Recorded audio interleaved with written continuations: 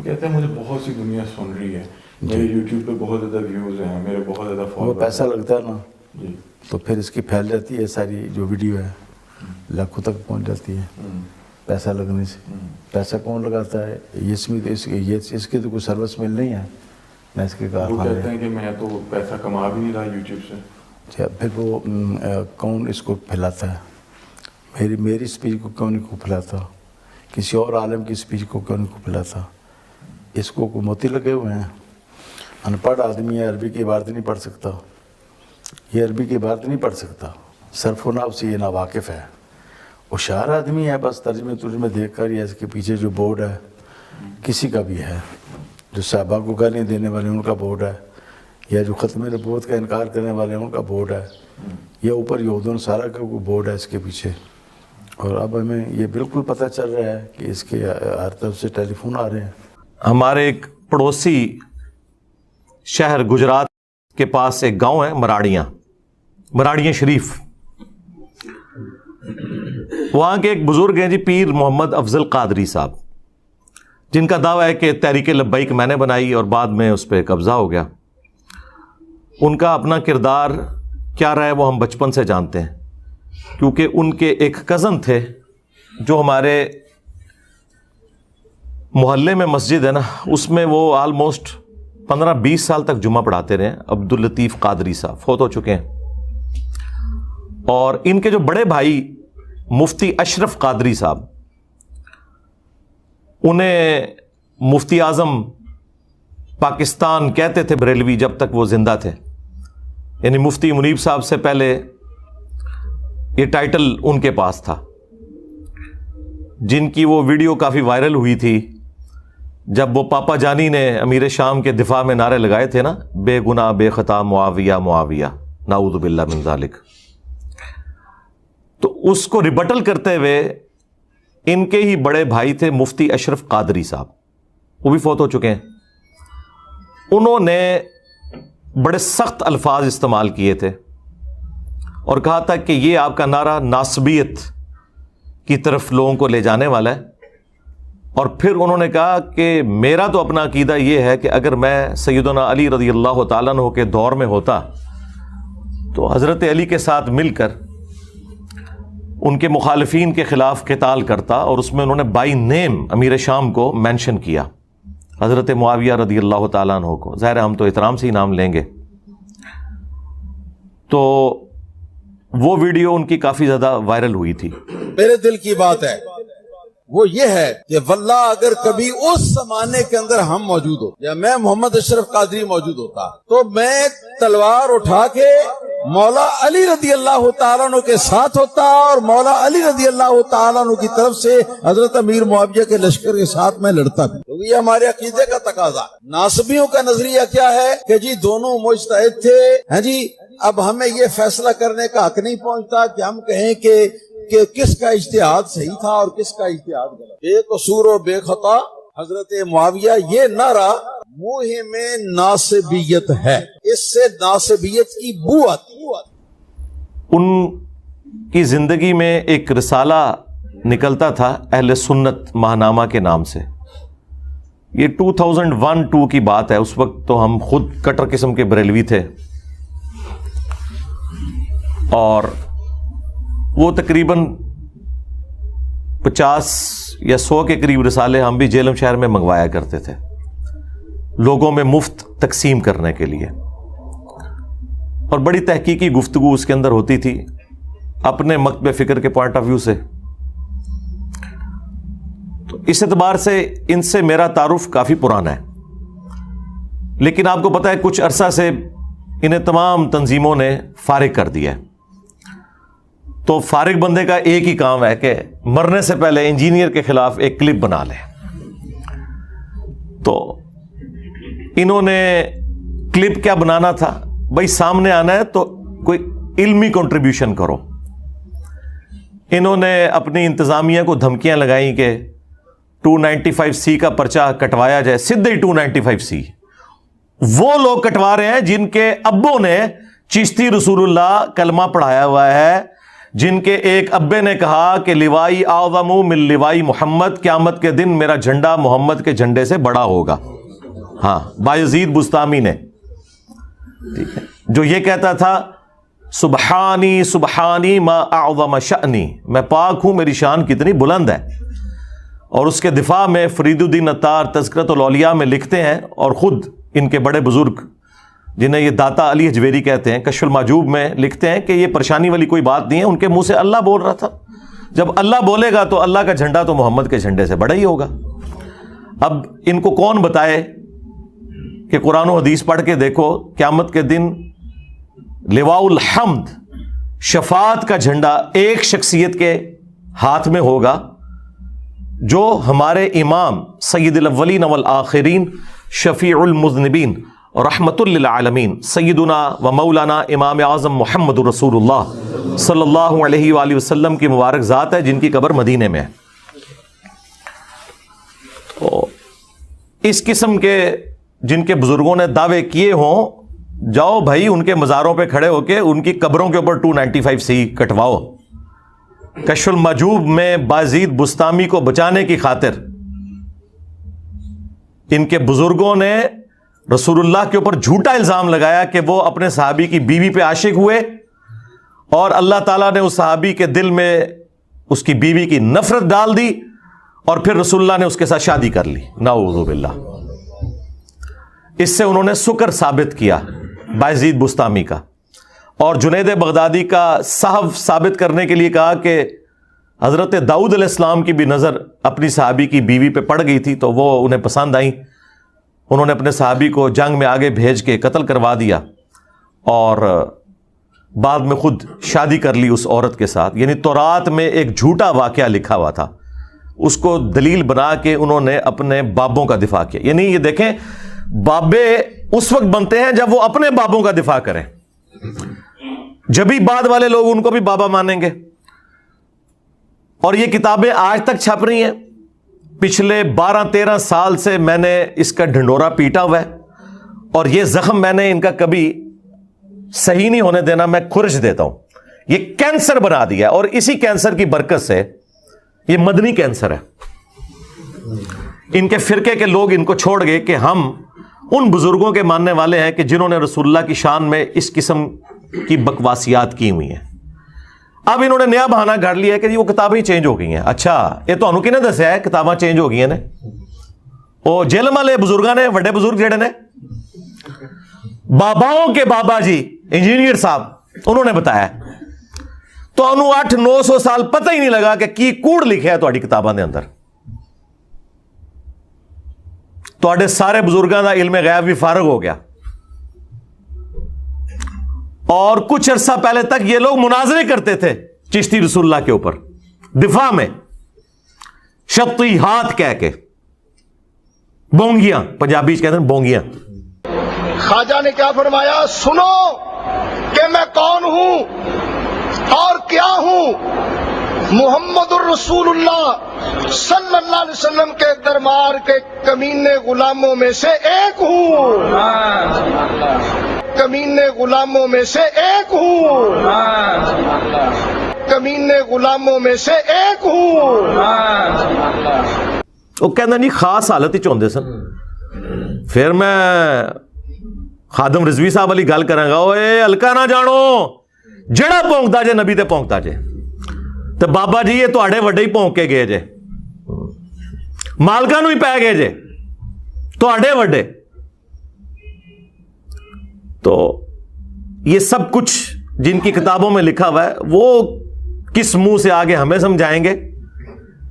انہوں نے ختم نبوت کے نام کے اوپر صرف چندے بٹورے ہیں، اور ختم نبوت ٹوٹل ان کا غلام احمد قادیانی دجال کے خلاف بولنا ہے بس.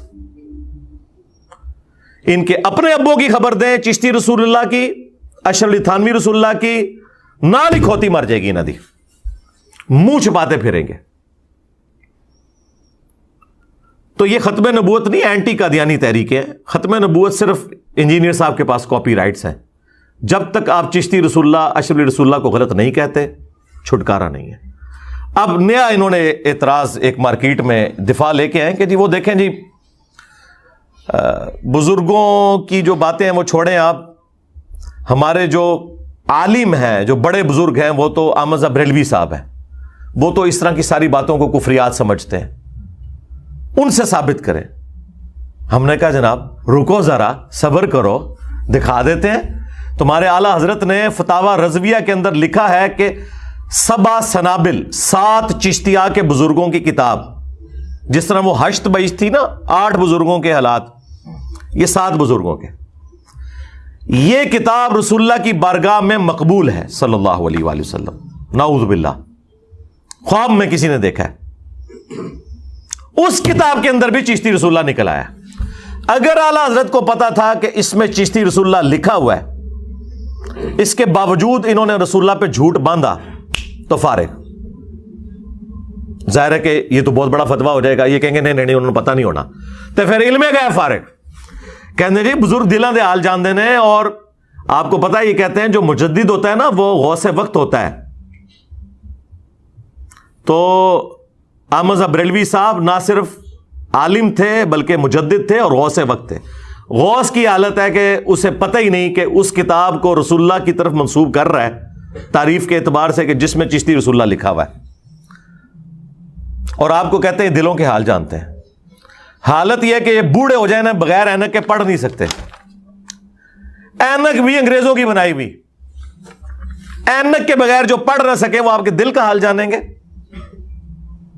اور میں نے تو ان کو بڑا آسان سا چیلنج دیا کہ میں اپنی میکینیکل انجینئرنگ میں سے مشین ڈیزائن یا میکینکس آف مٹیریل کا فارمولہ لکھ کے دیتا ہوں. کوئی زندہ مردہ بابا منو پڑھ کے دس دے کہ لکھیا کیا ہوا ہے, سمجھانا تے چھوڑ دیو, اے دس دے کہ لکھیا کیا ہے, اتو ویک کے پڑھ دے, میں زبرہ دینا بھی پا دیاں گا. ٹائم قیامت تک جے دلاں دے حال جان لیندے نے. تو میں نے بار بار کہا تھا کہ منو نہ چھیڑو, منو چھیڑو گے میں تواڈے اینڈلس نو پکڑاں گا, ہاں منڈو پھڑاں گا تانوں. میں وہ نہیں ہوں کہ جو یہ آپ لوگ تماشے لگاتے ہیں کہ کہیں دھرنا دیا تو دبک کے لوگ پیچھے بیٹھ کے, نہ میں چلدی پھر دی 302 جائے میں ٹھوک دیاں گا جی من جی. جس نے بھی میرے اتنے جھوٹا الزام لایا وہ بچے گا نہیں. اور الزام لگانے والوں کا اپنا آپ سٹیٹس دیکھیں. مجھے بتائیں اس نے 8 یا 10 بندے ٹوٹل جو کیمرے میں نظر آ رہے ہیں مسجد میں کھڑے کر کے کہا کہ جی ہم یہ کریں گے. ہماری ایک کال کے اوپر ہزاروں لوگ پاکستان میں کسی بھی شہر پہ جمع ہو سکتے ہیں اللہ کے فضل سے. لیکن ہم نے کبھی اس قسم کی ذلیل حرکت نہیں کی ہے. جن کے پاس علمی دلائل ختم ہو جائے نا پھر وہ مرنے مارنے کے اوپر اتر آتے ہیں. 3 دفعہ تو یہ مرڈر اٹیمپٹ کروا چکے ہیں میرے اوپر. اور حالت یہ ہے کہ وہ آنے سے پہلے اپنے آپ کو غازی اور شہید لکھتے ہیں, یہاں آ کے معافیا مانگتے ہیں. اسی ٹائم سارا عشق رسول فارغ ہو جاتا ہے جی. ہاں جی. اور میں تمہیں دساں انہاں دے جتنے وڈے جے نا ہن تک سارے نے رحم دی اپیلاں کیتیاں ہوئی ہیں جے. ممتاز قادری تک انہیں بھی صدر اگے رحم دی اپیل کیتی سی. جناب جی بڑا چنگا کام کیتا تے رحم کیوں مانگ دے ہو؟ پھر پہلے لکھ دو جناب اسی پھندے چم لواں گے, بعد رحم دی اپیلاں کر دو. ان کو سمجھ آ جاتی ہے سب کچھ ڈھکوسلا ہے, جھوٹ, ایلوژن میں ان کی زندگی گزر رہی ہے. تو اس قسم کی ذلیل حرکتیں اگر ہم نے کرنی ہو نا تو ہم کر سکتے ہیں, لیکن ہم نہیں کرتے. اس کی وجہ یہ ہے کہ ہم کہتے ہیں علمی اختلاف کو آپ علمی رکھیں, اور تم لوگ تو ایک دوسرے کو کافر سمجھتے ہو, ایک دوسرے کے پیچھے نمازیں نہیں پڑھتے, ایک دوسرے کی مسجد میں چندہ دینے کے قائل نہیں ہو. ہم تمہیں چندے بھی دیں, نمازیں بھی تمہارے پیچھے پڑھیں, کوئی مسجد بھی الگ نہ بنائیں, پھر بھی ہم سے تکلیف ہے. جس امت کی یہ حالت ہو کہ اس کی اکثریت کے کہ امام کعبہ کے پیچھے نماز نہیں ہوتی, یعنی بریلوی کہتے ہیں, وہاں اتحاد امت کہاں سے ہونا ہے مجھے بتائیں آپ, جب تک کہ ان کی بیماری دور نہ کی جائے. اور ادھر سعودیہ دے جڑے وڈے امام جے انہوں نے فتوی دیتے نے بریلوی پیچھے نماز نہیں ہوتی. دو ایکو جے نے. اور الحمدللہ میری نفرت میں اکٹھے ہیں. اور جب میں یہ بات کرتا ہوں کہتے ہیں جی وہ غلام احمد قادیانی بھی یہی کچھ کہندا سی. نا سرکار, غلام احمد قادیانی دجال جب یہ کہتا تھا نا تو ساتھ وہ یہ کہتا تھا تم لوگ کافر ہو اور صرف میں مسلمان ہوں. میں یہ کہتا ہوں کہ تم بھی مسلمان ہو, میں بھی مسلمان ہوں, لیکن تم ایک دوسرے کو کافر کہتے ہو, تم قادیانی کے راستے کے اوپر چل رہے ہو. حسام الحرمین میں احمد بریلوی نے 4 علماء دیوبند اور 5ویں غلام احمد قادیانی کے اوپر کفر کا فتویٰ لگایا اور کہا کہ ان کے کفر میں شک کرنے والا بھی کافر ہے اور یہ سب کے سب مرتد ہیں. یعنی وہ 4 علماء دیوبند کے کفر میں شک کرنے والے کروڑوں دیوبندیوں کو کافر ڈکلیئر کر گئے. اور آپ کے یہ جو باپا جانی ہے نا, بڑی مسکین سی شکل بنا کے بیٹھے ہوتے ہیں اور جن کو ہماری ایجنسیاں کہتی ہیں سب سے پرامن جماعت ہے, ان کے سلیبس میں یہ کتاب ہے. وہ کہتے ہیں میرا مرید ہی وہ ہے جو اس کتاب کے اوپر ایمان لائے. ہاں جی لکھا ہے کہ سارے فارغ جے وہابیوں نے لکھا ہے چوتھا فرقہ وہابیہ شیطانیہ. یہ شیطان لعین ابلیس کے پیروکار ہیں جس طرح روافض شیطان اطاق کے پیروکار ہیں. پھر اس کے جواب میں جب المحند علی المفند لکھی نا علماء دیوبند نے, انہوں نے بھی جناب پھر پھٹے چکے. انہوں نے کتاب کا نام رکھا کہ المحند ہند کی تلوار علی المفند, ایک پاگل سٹھیائے ہوئے بابے کے اوپر. بابا کی نو کیا, احمد بریلوی نو. اور کہا کہ یہ اور اس کی پوری جماعت ایک شیطانی لشکر ہے جو ہم علماء دیوبند رضی اللہ عنہم پر حملہ آور ہوئے ہیں. جس طرح کے شیاطین حملہ آور ہوتے تھے انبیاء کے اوپر, تو کو 14ویں صدی دے مولویاں نو انہوں نے نبیاں دی جگہ رکھا جائے اور رضی اللہ عنہم, اور مخالفین کو شیاطین. ظاہر ہے کہ انبیاء کے اوپر تو کافر شیاطین چڑھنے کی کوشش کرتے تھے نا, مسلمان شیاطین تو نہیں چڑھتے تھے. تکفیر کر دی. اور اسی المحند میں آگے جا کے لکھا ہے کہ محمد بن عبد الوہاب اور ان کی پوری جماعت جو ہے نا یہ ایک خوارج کی جماعت ہے. وہابیوں نے فارغ کرتا انہوں نے, اہل حدیثاں نے بھی. کام ختم. پھر جو اعلی حضرت نے ماشاء اللہ تعالی اپنے علمی موتی چاڑے نے نا احکام شریعت کے اندر, احکام شریعت میں اعلی حضرت سے پوچھا گیا کہ یہ جو وہابی ہیں دیوبندی اور اہل حدیث اور شیعہ اور قادیانی سارے نے اکٹھا لکھا, ان کی قربانی جو یہ ذبیحہ کرتے ہیں وہ حلال ہے؟ تو اعلی حضرت نے کہا کہ وہابی ہوں, دیوبندی, اہل حدیث, شیعہ اور قادیانی کافروں کو ساتھ ذکر کیا. کہا یہ 1,00,000 دفعہ بھی اللہ کا نام لیں ذبیحہ مردار رہے گا اور یہ سب کے سب مرتد ہیں, یعنی واجب القتل, نعوذ باللہ. البتہ یہود و نصارہ کا ذبیحہ حلال ہے. یعنی اعلی حضرت وہابیوں کو, دیوبندیوں کو, اہل حدیث کو, شیعہ کو قادیانیوں کی طرح مانتے تھے اور یہود و نصارہ سے بدتر سمجھتے تھے. پھر ملفوظات اعلی حضرت کی پہلی جلد میں جو ان کے اپنے بیٹے نے جمع کی, اور وہ ساری انہوں نے خود پڑھی ہوئی ہے, اس سے بھاگ بھی نہیں سکتے. اعلی حضرت نے اس کے اینڈ پہ ایک ربائی لکھی ہے, وہ ہم ساتھ اٹیچ کریں گے اسی کے اندر, کہ بڑا چنگا کام کیتا ہے میرے پتر نے. اس میں ان سے سوال ہوا کہ یہ بتائیں کہ یہ جو وہابی ہیں ان کی مسجد میں نماز پڑھ سکتے ہیں؟ اور وہابی اعلی حضرت کہتے ہیں دیوبند اور اہل حدیث کو. تو انہوں نے جواب میں کہا کہ کفار کی مسجد مثل گھر کے ہے. سیدھا کافر لفظ, ایک کہنا جی کافر لفظ دکھاؤ, اے لکھے جی. پوچھا ان کے پیچھے نماز پڑھ سکتے ہیں؟ وہ کہتے ہیں ان کی نہ نماز ہے نہ جماعت ہے. وہ کہتے ہیں نہ دی اپنی نہیں ہوندی, آپ نے کیوں ان کے پیچھے پڑھنی ہے. اور پوچھا گیا پھر تیسرا سوال کہ اذان کا جواب دے سکتے ہیں؟ انہوں نے کہا اذان بھی ان کی نماز کی طرح باطلی ہے. ظاہر ہے جن کی نماز ہی نہیں ہو رہی ان کی اذان کیا. البتہ جب اللہ کا نام آ جائے تو آپ عز و جل اور نبی صلی اللہ علیہ وآلہ وسلم کے مبارک نام پہ صلی اللہ علیہ وآلہ وسلم کہہ لیں تو بس یہ کر لیں, باقی کچھ بھی نہیں. اندازہ کریں یہ ان لوگوں کا سٹیٹس ہے جو ایک دوسرے کو کافر ڈکلیئر کرتے ہیں اور چڑھ دوڑے ہیں میرے اوپر. میں پہلے کہ میرے اللہ آئیو, میں لا کے ہاتھ چ پڑا چڑھنی ہے نا تہاڈی عزتاں.